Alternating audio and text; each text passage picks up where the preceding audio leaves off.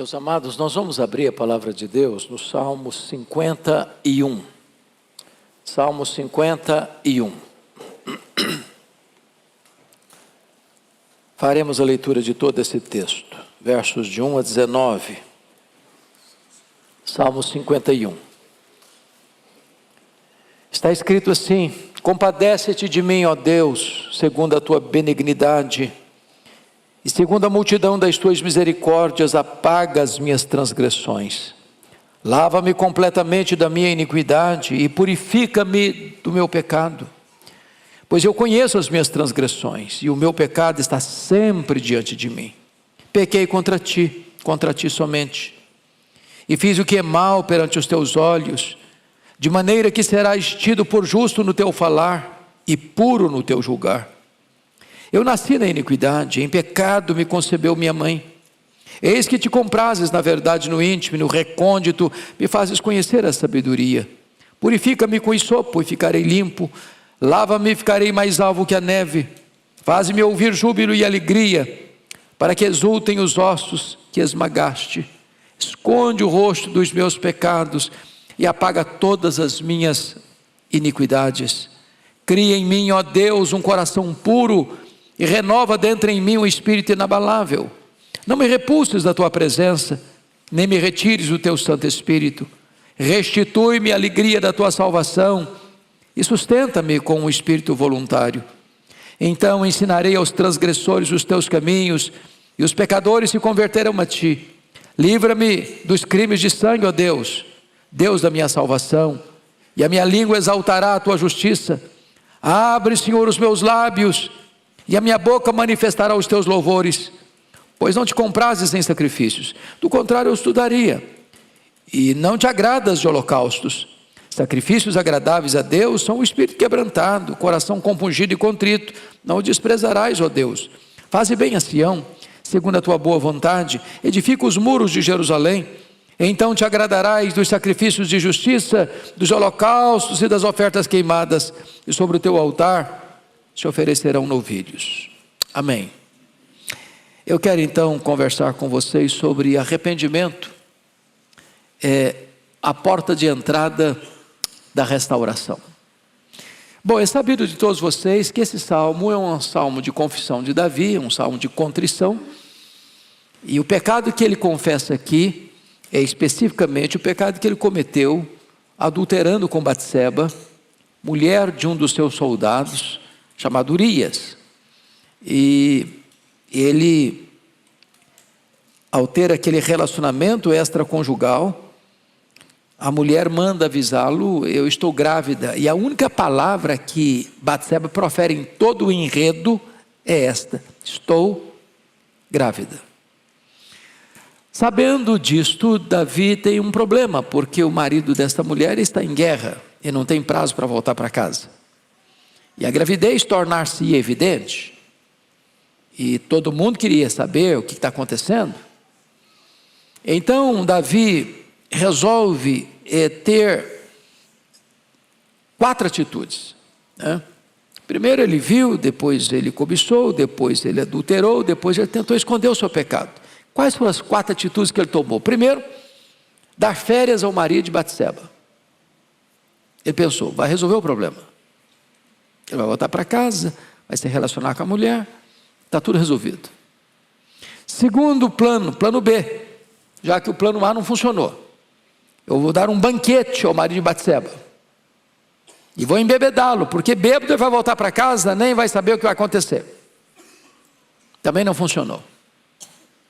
Plano C, encomendar a morte do marido de Batseba. Crime de guerra, soldado morre na guerra, ninguém vai questionar nada. Plano D, casar-se com Batseba para esconder o problema da gravidez. Tudo parecia perfeito, nenhuma ponta solta, tudo bem guardado no segredo. Só não contava com uma coisa. A Bíblia diz: porém esta coisa que Davi fez pareceu mal aos olhos do Senhor. O que Deus fez? Deus mandou o profeta Natã à casa dele. E o profeta era um homem de mente criativa. Ele sabia fazer uma abordagem direta para alcançar o coração do rei. E ele chega contando uma história que não tinha nada a ver com o problema do rei. Ele conta uma história de que havia um fazendeiro com muitas reses, com muitas ovelhas, e havia um pobre vizinho dele que só tinha uma cordeirinha, que ele comprara e criara com os filhos, que comia do bocado dele, que bebia no copo dele. E aí esse homem fazendeiro recebe uma visita, e resolve, em vez de matar uma das suas reses para fazer o jantar para o seu ilustre visitante, vai lá na casa do pobre, mata a única cordeirinha do pobre para fazer o jantar para o visitante. Isso provoca a ira de Davi. E ele diz: esse homem tem que morrer. E mais, ele tem que devolver ou pagar 4 vezes mais pela cordeirinha que ele matou, que ele pegou do seu vizinho pobre. E Natã, que não tinha medo, não era um profeta da conveniência, botou o dedo no nariz do rei e disse: tu és o homem. E Davi pagou 4 vezes. Primeiro, que o filho do adultério morreu. Segundo, porque Absalão matou Aminon. Terceiro, porque Joabe matou Absalão. E quarto, porque Salomão matou Adonias. Davi sentenciou a si mesmo e teve que pagar a conta. Ele só não morreu porque Deus perdoou o seu pecado. E esse salmo, ele vai contar para nós como é que foi esse processo do arrependimento, a porta de entrada da restauração. Então chama atenção para alguns fatos. Primeiro, a absoluta necessidade do arrependimento. Diz o texto bíblico que nesse período que ele ficou calado, guardando esse segredo, seus ossos envelheceram. Constantes gemidos, senso da distância de Deus, ou da mão esmagadora de Deus sobre ele. E então Davi está admitindo que não há cura, não há perdão, não há libertação, não há restauração sem arrependimento. E eu passo a destacar alguns pontos. Primeiro, passo da restauração é o reconhecimento do pecado. Olha comigo o verso 3. Leia comigo o verso 3. Pois eu conheço as minhas transgressões, e o meu pecado está sempre diante de mim. Eu conheço o meu pecado. Isso significa reconhecimento do pecado, convicção de pecado. Ele não olha para os outros. Ele não diz: olha, eu fui pego num laço. Se a Batseba não tomasse banho de porta aberta, de janela aberta, eu não teria caído nessa esparrela. Não, ele não culpa ninguém. Ele não joga a responsabilidade para ninguém. Ele diz: eu conheço a minha transgressão. Ele é como o pródigo: pequei contra ti, já não sou digno.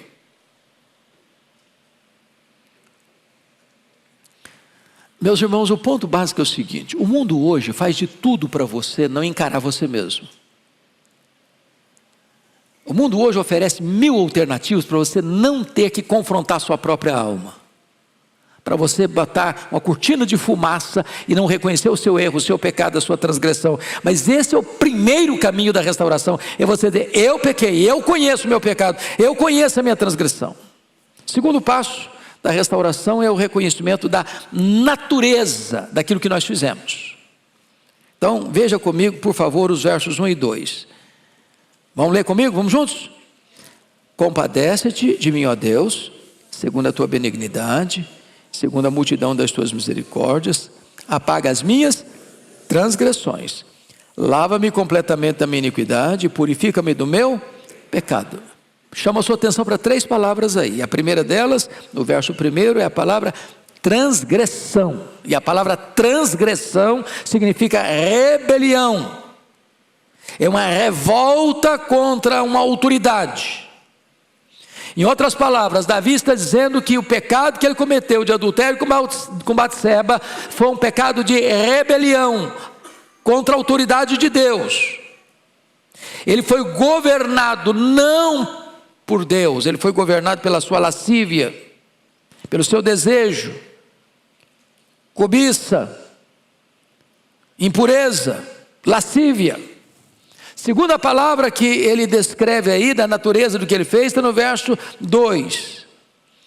Lava-me completamente da minha iniquidade. Iniquidade é aquilo que é perversão, que é sujo, que é feio, que é indigno, que é vergonhoso, que é impuro. E terceiro, pecado, que é errar o alvo, é pisar fora do caminho, é perder o foco da vida. Então, antes de você ser restaurado, você precisa entender o que você fez, a natureza daquilo que você fez. É uma rebelião contra Deus, é algo sujo, é algo que tira você do caminho reto da santidade. Terceiro lugar, terceiro passo da restauração é confessar que tudo isso é feito contra Deus e diante de Deus. Versículo 4, leia comigo, por gentileza. Vamos juntos? Pequei contra ti somente, e fiz o que é mal perante os teus olhos, de maneira que serás tido por justo no teu falar e puro no teu julgar.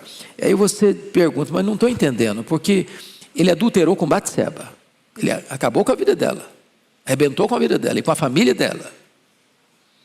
Segundo, ele pecou contra o marido dela. E não só pecou contra o marido dela, mandou matar o marido dela. Ele pecou contra a família dele. Ele pecou contra a nação dele. Porque muitas pessoas foram mortas em virtude desse pecado. Mas ao confessar, ele vai dizer que contra ti somente eu pequei. O que ele está querendo dizer é que qualquer pecado na horizontalidade da vida implica, em primeiro lugar, um pecado na verticalidade da vida. Primeiro você peca contra Deus. Primeiro você se rebela contra Deus. Primeiro você abandona a lei de Deus. Primeiro você deixa de lado toda a consciência das exortações de Deus. Você rompe com todas essas barreiras antes de render-se ao pecado. Então Davi viola a sua consciência, Davi desobedece a palavra de Deus, Davi ultraja a santidade de Deus, Davi escarnece do amor de Deus, Davi pisa na graça de Deus, Davi cospe na bondade de Deus. Isso é que significa pecado. Quarto lugar, quarto passo da restauração é o reconhecimento de que nós não temos nenhum direito ou desculpa para pecar. Confira comigo o verso 4b, que nós já leremos de novo. Parte B. De maneira que serás tido por justo no teu falar, por teu julgar. Esse é o primeiro ponto do reconhecimento. Que quando o pecador é igual um Saul da vida, que quando ele é apertado no seu pecado, não, mas ele dá uma desculpa, não, mas não é bem assim, não, mas eu não fui culpado, bom, mas outras pessoas também foram culpadas, eu errei, mas mais gente errou também, eu não errei tanto quanto os outros. Ele está percebendo que não tem convicção de pecado. Aqui Davi está dizendo, o Senhor é justo, eu pequei, eu transgredi, então o Senhor é justo no teu falar, é puro no teu julgar. Ele não dá desculpa. Ele reconhece o seu erro. Quinto passo da restauração é reconhecer que a sua natureza é essencialmente má. Olha comigo o versículo 5. Leia comigo. Eu nasci na iniquidade, e em pecado me concebeu minha mãe. Meus irmãos, isso é tão importante para entender, porque nós vivemos numa sociedade que tenta dizer para você, você não é culpado, você é uma vítima. Você é uma vítima do sistema. Então o culpado é o outro. O culpado é a criação que você teve, o culpado são as leis muito rígidas, o culpado é que a minha mulher também não foi muito legal de deixar a janela aberta, o culpado é todo mundo, menos eu. Reconhecer que o seu problema não está fora, está dentro de você. Não é o meio, é o seu coração. Não é a Batseba nua, é o coração de lascívia. Não é a janela aberta, é a cobiça dos olhos. Então, o problema não está fora de você, o problema está dentro de você. Não é uma questão sendo apenas do que eu faço, é quem eu sou. Não é o mundo, é o meu coração. Não é a pornografia, o meu coração lascivo. Então esse homem está chamando para si a responsabilidade do seu problema. Esse é o primeiro portal da restauração. Vamos ao segundo ponto. O profundo anseio pelo perdão de Deus. Em primeiro lugar, é preciso ter profunda consciência de seu estado e de sua condição. Leia comigo agora o verso 1, por gentileza. Vamos juntos. Compadece-te de mim, ó Deus, segundo a tua benignidade e segundo a multidão das tuas misericórdias, apaga as minhas transgressões. Agora preste atenção, ele está fazendo um pedido: tem misericórdia de mim. Esse apelo, esse pedido é feito por alguém que se sente miserável, falido, arruinado, desesperado, não tendo nada. Ele é um homem rico, ele é o rei, ele é poderoso, ele é famoso, mas ele está completamente desolado. E aqui que começa o caminho da restauração. A não ser que o pecador chegue a esse estado, não tem restauração. Não tem. Segundo, é preciso ter um profundo desejo do perdão divino. No verso 1 ainda diz: segundo a multidão das tuas misericórdias, apaga as minhas transgressões. Também eu não mereço, eu preciso da multidão das tuas misericórdias. E o que é misericórdia? É lançar o coração na miséria do outro. É esse estado de completa carência, necessidade, é que esse homem tem. Ele está espremendo todo o pus da ferida, tirando todo o veneno do seu coração. Terceiro lugar, é preciso ter profunda consciência da nossa total incapacidade e impotência. Leia o verso 16 comigo, por gentileza. Vamos lá? Pois não te comprases em sacrifícios, do contrário eu os usaria, e não te agradas de holocausto. O que ele está querendo dizer? Oh Deus, se o problema fosse apenas um ritual religioso, se fosse um volume de oferta, a quantidade de dinheiro que eu vou botar no gasofilácio, ou a quantidade de ovelhas, ou de bois, ou de cabritos, ou de animais que eu vou levar para imolar e oferecer em holocausto, estava resolvido. Estava resolvido. Quanto eu vou dar para Deus? Para Deus tirar a culpa, para Deus apagar essa transgressão, para Deus limpar o meu coração, para Deus me quebrar essas algemas. O que eu posso fazer? Quanto de dinheiro eu tenho que dar? Quanto de oferta eu tenho que oferecer? Quanto de culto eu tenho que frequentar? Quanto de sacrifício eu tenho que fazer? Quanto de penitência eu tenho que fazer? Está dizendo, se o Senhor agradasse dessas coisas, estava resolvido para mim. Davi está aqui tentando acalmar sua consciência. E aqui tem um ponto, irmãos, que os divãs estão cheios. As farmácias estão cheias de remédio, tentando acalmar a consciência das pessoas. Mas nada tira a culpa, a não ser que se arrependa, a não ser que se confesse, a não ser que se deixe o pecado. Nada pode tratar da consciência acusada, açoitada pela culpa. Somente o arrependimento. Quarto lugar, é preciso ter uma nova atitude na presença de Deus e para com Deus. Verso 17, vamos dar uma olhadinha aí? Comigo, todo mundo? Sacrifícios agradáveis a Deus são espírito quebrantado, coração compungido e contrito, não desprezarás, ó Deus. O que ele está dizendo é o seguinte: diante do pecado, não há qualquer ritual religioso que possa resolver. A pompa dele, o tamanho dele, a abundância daquilo que se oferece. Nessa conjuntura, o único sacrifício que agrada a Deus é o coração quebrado. É o arrependimento verdadeiro. É a humilhação diante da poderosa mão de Deus. É isso que ele está dizendo. E aí, meus amados irmãos, é importante entender algo aqui. Alguém já disse que o diabo tem duas atitudes em relação ao pecado de um crente. A primeira atitude é essa: peca. Vai, experimenta, faça. Vai ser bom, você vai ter prazer. Você vai curtir muito. E depois ele diz assim: agora não tem mais jeito. Agora você caiu, agora você está arruinado mesmo. Agora não tem saída não. Agora você está preso, agora não tem mais condições de você resolver o seu problema. Agora fuja de Deus. Quando na verdade, a proposta da graça, quando nós erramos e pecamos contra o nosso Deus, é: corra para Deus. Corra para Deus. Faça como pródigo. Levantar-me-ei, irei ter com meu Pai. Corra para os braços de Deus. Não tente fugir de Deus. Ele é misericordioso. Ele é compassivo. É Ele que vai trazer cura para a sua alma. É Ele que vai trazer restauração para Deus. Esse é o sacrifício que Deus espera de você: um coração quebrantado, verdadeiramente arrependido, uma confissão genuína e verdadeira do seu erro, do seu pecado. É isso que Davi está nos instruindo aí.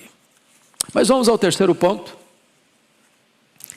que é a maior necessidade do pecador arrependido e perdoado. Primeira necessidade, irmãos, que Davi escreve aí, é a necessidade de um novo coração. Veja o verso 10 comigo, por favor. Leia comigo. Cria em mim, ó Deus, um coração puro, e renova dentro em mim espírito inabalável. Veja você que aqui está o nosso real problema, é o nosso coração. O que é que Davi está admitindo aí? Eu não consigo dar a mim mesmo um novo coração. Eu não consigo produzir por mim mesmo um novo coração. Eu não sou a solução para a minha própria vida. Eu não tenho a solução para a minha própria vida. Só Deus pode criar em mim um novo coração. Só Deus. E veja você que Ele não está pedindo: cria em mim, ó Deus, mais inteligência. Cria em mim, ó Deus, mais conhecimento. Cria em mim, ó Deus, mais poder. Cria em mim, ó Deus, um novo coração. É verdade no íntimo que Deus quer. Sabe o que Deus está dizendo com isso? É dando um soco na nossa presunção. Eu sou bom, eu resolvo, eu soluciono, eu tenho a força, eu tenho o poder. Não. Cria em mim, ó Deus, um coração puro. Quais são as razões para termos um novo coração? Primeiro, por causa da infidelidade e da insinceridade da nossa natureza. Olha o verso 6 comigo. Leia o 6 comigo. Eis, vamos ler comigo, versículo 6. Eis que te comprases na verdade, no íntimo, e no recôndito me fazes conhecer a sabedoria. O que Deus está dizendo aqui? Eu não aceito teatro. Eu não aceito espiritualidade cênica. Eu não aceito maquiagem. Eu não aceito verniz. Eu não aceito aparência. Não adianta rasgar as vestes. É preciso rasgar o coração. Não adianta lágrimas de crocodilo. Eu estou vendo o coração. Eu conheço o coração. Eu quero verdade no íntimo. Eu quero honestidade. Segunda razão para termos um novo coração: por causa da nossa falta de sabedoria. O versículo 6b diz assim: e no recôndito me fazes conhecer a sabedoria. E o que é sabedoria? Sabedoria é olhar para a vida com os olhos de Deus. Dizem os entendidos que o homem gosta de olhar e a mulher gosta de ser olhada. Dizem os entendidos. O que seria sabedoria? Sabedoria é ele ter olhado. Você não pode às vezes deixar de olhar determinadas coisas. Você viu. Não está procurando, mas viu. O que você faz com o que você viu? Se sabedoria é olhar para a vida com os olhos de Deus, primeiro você agradece a Deus a beleza da criação.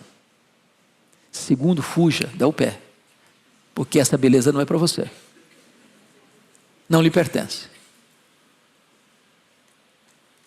Mas falta de sabedoria, o que é? É desejar o que você não pode, é querer apropriar do que você não tem, e é fazer isso da pior maneira. Por isso ele está pedindo o quê? Sabedoria. Porque não adianta também apenas você sair de uma e cair noutra enrascada ali na frente. Eu nunca me esqueço de um fato que me marcou muito. Eu fui convidado para pregar certa feita, pastor Arival. Eu não vou citar a cidade, obviamente, nem o santo. Mas eu chego lá, o pastor que me convidou, em vez de me levar, que estava tudo acertado para ficar na casa dele, me levou para um hotel. E ele me disse assim, rapaz, me contou uma história longa, para me dizer o seguinte: eu estou apaixonado por uma menina da igreja. E eu gastei longas 2 horas com esse cidadão, usando todos os conhecimentos que Deus me deu até aquele momento, para exortá-lo, para corrigi-lo, para dizer do perigo. Depois de 2 horas de conversa exaustiva, de Bíblia de ponta a ponta, ele começa a chorar. Eu falei, meu Deus, eu acho que valeu, o cara está se quebrantando. Quando ele enxugou as lágrimas, ele disse, mas o meu amor por essa menina é lindo demais. Aí eu falei, eu não vou embora dessa igreja sem falar com essa moça. Aí eu fui para o culto, mandei marcar uma entrevista com a moça. Falei, minha filha, você precisa confrontar esse cara. E se ele não mudar, você procure a liderança da sua igreja e põe um assunto na mesa. E você vai me ligar daqui a 1 mês para me dizer o que está acontecendo. Passado 1 mês, ela me ligou. Disse, pastor, fiz o que o senhor mandou. Agora me largou, está dando em cima da minha irmã. O que você precisa? Sabedoria. Porque sem sabedoria o cara vai cair aqui, vai cair ali, vai cair lá. Ele não vai corrigir a rota da vida dele. Claro que o cidadão está fora do ministério. Claro. Falta o quê? Sabedoria. Olhar para a vida com os olhos de Deus. Terceira razão por que você e eu precisamos do novo coração, por causa da nossa incapacidade de mudarmos a nós mesmos. Crie em mim, ó Deus, o Senhor cria em mim um coração novo, ou eu vou ter esse coração perverso, problemático, cheio de cobiça. O problema de Davi não é Batseba, é seu coração, não é o mundo, é o seu coração. E só Deus pode dar um novo coração, só Deus. Mas vamos para o último ponto da mensagem. Quais são os resultados do verdadeiro arrependimento? Primeiro, é a possessão ou é a posse de grande alegria e de grande júbilo. Leia comigo o verso 8, por favor. Vamos juntos. Faze-me ouvir júbilo e alegria, para que exultem os ossos que esmagaste. Irmãos, o pecado é terrível. É maligníssimo. O pecado é pior do que a morte, do que a doença, do que a pobreza, do que o sofrimento. Esses males todos não podem nos afastar de Deus, mas o pecado afasta. O pecado traz sofrimento, é como um osso quebrado. Ele está dizendo aqui, com um osso esmagado. E você que já tomou algum tombo, já sofreu algum acidente, já fraturou algum osso do seu corpo, você sabe quanto dói. Dói muito. Ele diz que o pecado tem o mesmo efeito, provoca a mesma dor de um osso quebrado, de ossos esmagados. E o que ele está pedindo para Deus? Deus, agora eu quero alegria, Senhor, porque não tem alegria no pecado. O pecado é uma fraude, é um engodo, E vai prometer alegria e dar pesar, vai prometer liberdade, vai escravizar, vai prometer vida e vai matar. O pecado vai levar você mais longe que você gostaria de ir, vai reter você mais tempo que você gostaria de ficar, e vai lhe custar um preço muito mais caro que você gostaria de pagar.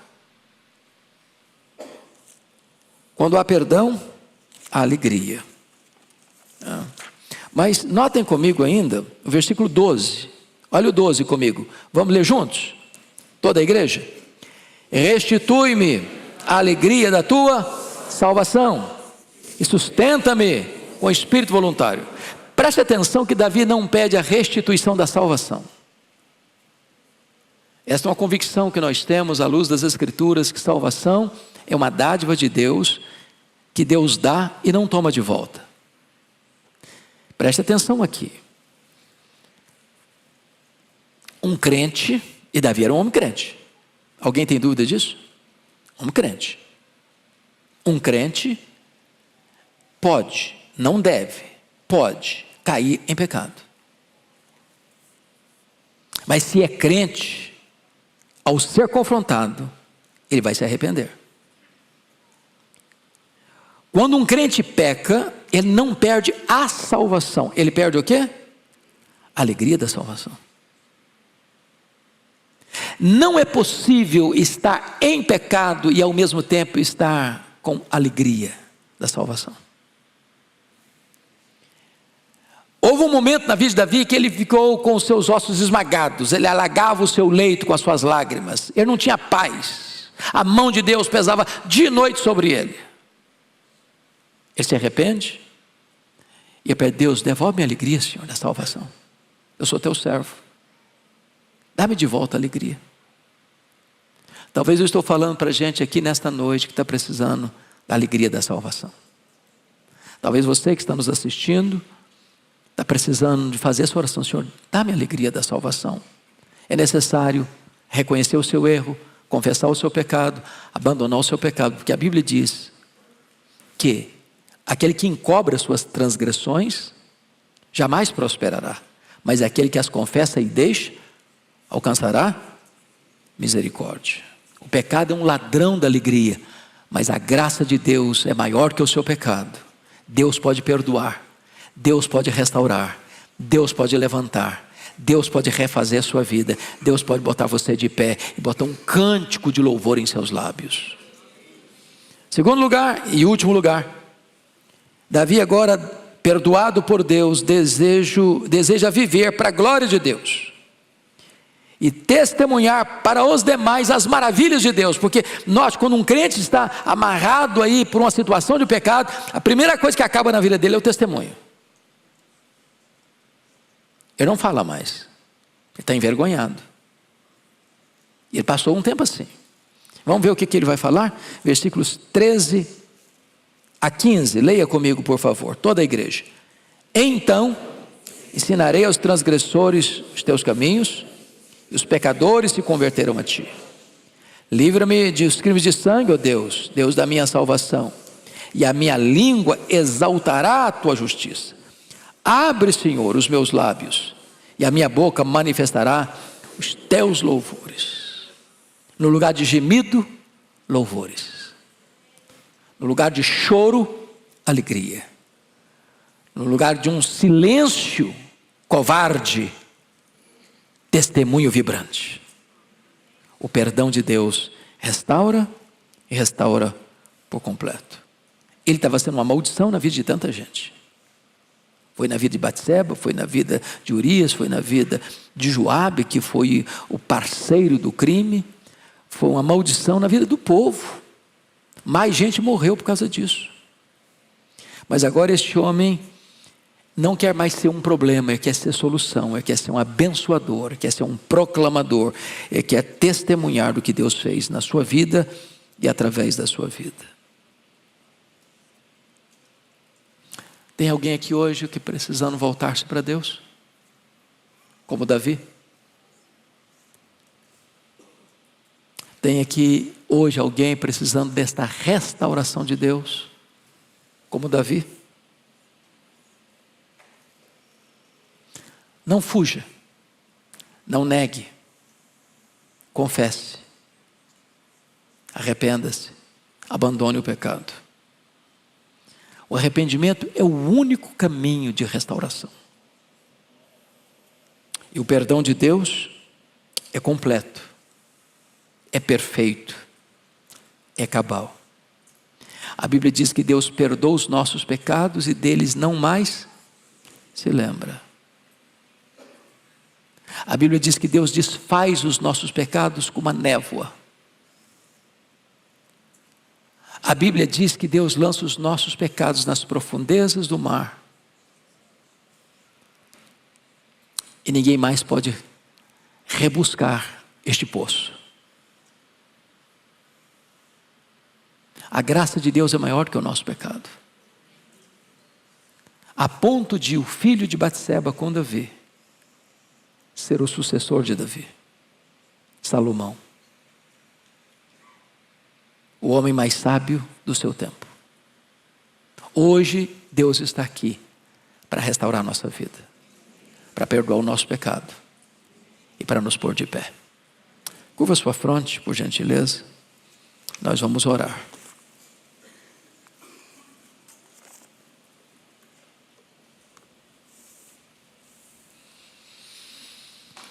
Senhor Deus, nós estamos aqui na Tua presença. Nós somos pecadores. Temos feito aquilo que é mal perante os Teus olhos. Temos transgredido a Tua lei. Temos falado aquilo que não convém. Temos agido de maneira tantas vezes equivocada. Tantas vezes temos nos omitido covardemente de agir na hora necessária. Tantas vezes abrigando em nosso pensamento aquilo que entristece o Espírito Santo. Ó Deus, tem misericórdia de nós. Perdoa-nos. Purifica-nos com o sopo, ficaremos limpos, mais alvos do que a neve. Lava-nos no sangue do Cordeiro, o sangue de Jesus que nos purifica de todo o pecado. Remove agora o peso da culpa, Senhor. Afasta as acusações de Satanás, os dardos inflamados do maligno. Dá-nos a bênção nesta noite de apropriarmos-nos do Teu perdão. No lugar do gemido, põe nos nossos lábios um cântico de louvor. Devolve-nos, ó Deus, a alegria da salvação. Abre os lábios do Teu povo para testemunhar da Tua graça maravilhosa, que é melhor do que a própria vida e é maior do que o nosso pecado. Visita a Tua igreja com a consolação da Tua graça, com a riqueza da Tua misericórdia e com a abundância do Teu perdão. Nós oramos com gratidão por Tua bondade, em nome de Jesus. Aleluia.